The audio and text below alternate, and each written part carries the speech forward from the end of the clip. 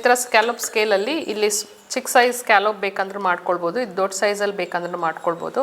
Triangle ಯಾವ ಥರ shapes ಬೇಕಾದರೂ ಮಾಡ್ಕೊಳ್ಬೋದು. ಆ್ಯಂಡ್ ಸರ್ಕಲ್ ಏನಾದರೂ ಮಾಡ್ಕೊಳ್ಬೇಕಂದ್ರೂ ಮಾಡ್ಕೊಳ್ಬೋದು. ಸರ್ಕಲ್ಲು ಡಿಫ್ರೆಂಟ್ ಸೈಜಸ್ ಇದೆ. ಸೊ ಇವಾಗ ಸ್ಕ್ಯಾಲಪ್ಪನ್ನ ನಾವು ಫ್ಯೂಸಿಂಗಲ್ಲಿ ಹಾಕಬೇಕು. ಸೊ ಫ್ಯೂಸಿಂಗಲ್ಲಿ ಇದನ್ನು ನಾನು ಮೈಕ್ರೋಡಾಟ್ ಫ್ಯೂಸಿಂಗ್ ಯೂಸ್ ಮಾಡ್ತೀನಿ. ಮೈಕ್ರೋಡಾಟ್ ಫ್ಯೂಸಿಂಗ್ ಯೂಸ್ ಮಾಡುವಾಗ ನಮಗೆ ಆ ಕರ್ವ್ಸ್, ಆ ಎಡ್ಜಸ್ ಬಂದುಬಿಟ್ಟು ನಮಗೆ ಚೆನ್ನಾಗಿ ತಿರುಗಿಸ್ಬೋದು. ಯಾಕಂದರೆ ಇದು ಸ್ವಲ್ಪ ಸಾಫ್ಟ್ ಇರುತ್ತೆ ಆ್ಯಂಡ್ ಬಟ್ಟೆಗೆ ಟೈಟಾಗಿ ಅಂಟ್ಕೊಳ್ಳುತ್ತೆ. ಸೊ ತಿರುಗಿಸುವಾಗ ಎದ್ದೊಳೋದು ಆ ಥರ ಪ್ರಾಬ್ಲಮ್ಸ್ ಬರಲ್ಲ. ಸೊ ಇದರಲ್ಲಿ ಒಂದು ಸೈಡ್ ಗಮ್ ಇರುತ್ತೆ, ಇನ್ನೊಂದು ಸೈಡ್ ಗಮ್ ಇರಲ್ಲ. ಸೊ ಇದನ್ನು ಮಾರ್ಕ್ ಮಾಡ್ಕೊಳ್ಳಿ. ಸೊ ಈ ಥರ ಸ್ಕ್ಯಾಲಪ್ನ ನಾನು ಡ್ರಾ ಮಾಡ್ತೀನಿ. ಸೊ ಇದರ ಈ ಥರ ಶೇಪ್ ಕೊಟ್ಟಿದ್ದಾರೆ, ಬಟ್ ನಾವು ಸ್ಟಿಚ್ ಮಾಡುವಾಗ ಈ ಥರ ಹೀಗೆ ಕಟ್ ಮಾಡಿ ಇದನ್ನು ಕಟ್ ಮಾಡಬೇಕು. ಸೊ ಈ ಥರ ಕಟ್ ಮಾಡಿಕೊಂಡು ಈ ಕಡೆ ಪ್ಲೇನಾಗಿ ಕಟ್ ಮಾಡ್ಕೊಳ್ಳಿ, ಈ ಕಡೆ ಏನು ಶೇಪ್ ಬೇಡ.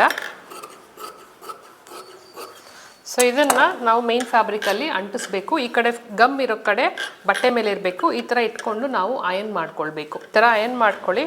ಅಯನ್ ಮಾಡಿಕೊಂಡು ಇಲ್ಲಿ 1/2 ಇಂಚ್ ಗ್ಯಾಪ್ ಥ್ರೂಔಟ್ ಬಿಡಿ. ಸೊ 1/2 ಇಂಚ್ ಗ್ಯಾಪ್ ಬಿಡಿ. ಈ ಎಡ್ಜಸ್ನ ಲಾಸ್ಟಲ್ಲಿ ಕಟ್ ಮಾಡ್ಕೊಂಡು ಸ್ಟಿಚ್ ಆದಮೇಲೆ ಸೊ 1/2 ಇಂಚ್ ಬಿಡಿ. ಫೇಸ್ ಆನ್ ಫೇಸ್ ಫ್ಯಾಬ್ರಿಕ್ ಇಟ್ಕೊಳ್ಬೇಕು. ಫೇಸ್ ಮೇಲೆ ಫೇಸ್ ಈ ಥರ ಇಟ್ಕೊಳ್ಬೇಕು. ಇದನ್ನು ನೀವು ಲೈನಿಂಗಲ್ಲೂ ಹಾಕ್ಬೋದು, ಮೇನ್ ಫ್ಯಾಬ್ರಿಕಲ್ಲೂ ಹಾಕ್ಬೋದು. ಸೊ ಯಾವುದ್ರಲ್ಲಿ ಹಾಕ್ತಿದ್ರೋ ಅದಕ್ಕೆ ಡಿಪೆಂಡು.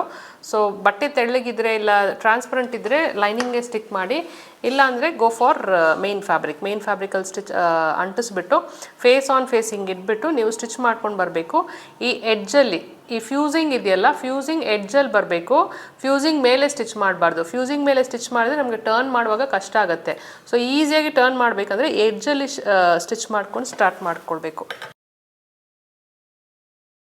ಸೊ ಈ ಥರ ಎಡ್ಜಲ್ಲಿ ಸ್ಟಿಚ್ ಮಾಡ್ಕೊಳ್ಬೇಕು. ಫ್ಯೂಸಿಂಗ್ ಮೇಲೆ ಸ್ಟಿಚ್ ಮಾಡಬಾರ್ದು. ಈ ಎಡ್ಜಲ್ಲಿ ಕಂಪ್ಲೀಟಾಗಿ ಸ್ಟಿಚ್ ಮಾಡಿಕೊಂಡು ಇವಾಗ ಎಕ್ಸಸ್ ಇರೋದನ್ನ ಹೀಗೆ ಶೇಪಲ್ಲಿ ಟ್ರಿಮ್ ಮಾಡ್ಕೊಳ್ತೀನಿ.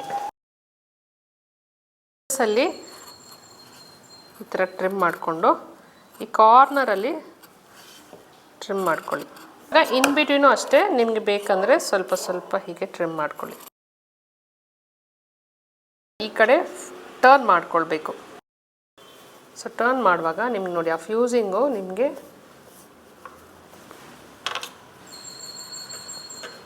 ಹೀಗೆ ಯಾವುದಾದ್ರೂ ಒಂದು ಶಾರ್ಪ್ ಎಡ್ಜ್ ಇರೋದು ತಗೊಂಡು ಮಾಡ್ಕೊಂಡಾದ್ಮೇಲೆ ನೋಡಿ ನಮಗೆ ಈ ಥರ ಸ್ಕ್ಯಾಲಪ್ ಡಿಸೈನ್ ಬಂದಿರುತ್ತೆ. ಸೊ ಇದನ್ನು ಅಯನ್ ಮಾಡಿಬಿಟ್ರೆ ಇದನ್ನು ನಮಗೆ ಫಿನಿಶಿಂಗ್ ನೀಟ್ ಆಗುತ್ತೆ. ಸೊ ಇದು ಅಯನ್ ಮಾಡಿ ತೋರಿಸ್ತೀವಿ. ಸೊ ಅಯನ್ ಮಾಡಿದ್ಮೇಲೆ ನಮಗೆ ಈ ಥರ ನೀಟಾಗಿ ಸ್ಕ್ಯಾಲಪ್ ಡಿಸೈನ್ ಬಂದಿರುತ್ತೆ. ಸೊ ಟರ್ನ್ ಮಾಡೋಕ್ಕೂ ಈಸಿ ಇರುತ್ತೆ. ಆ ಗಮ್ಮು ಅದರೊಳಗಡೆ ಅಂಟ್ಕೊಂಡಿರುತ್ತೆ. ಸೊ ಹೀಗೆ ಬರುತ್ತೆ.